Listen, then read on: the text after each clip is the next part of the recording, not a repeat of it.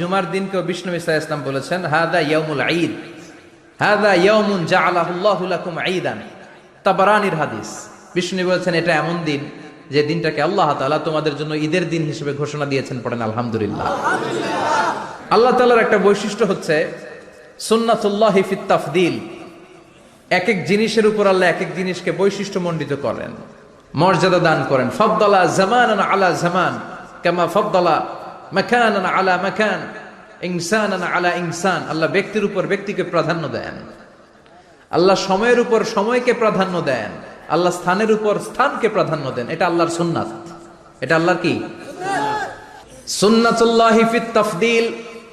ফাদ্দালা জামানান আলা জামান কামা ফাদ্দালা মাকানান আলা মাকান, ইনসানান আলা ইনসান। পৃথিবীর সব মানুষগুলো এক রকম নয়, এক মর্যাদার নয়। আবার লক্ষাধিক নবী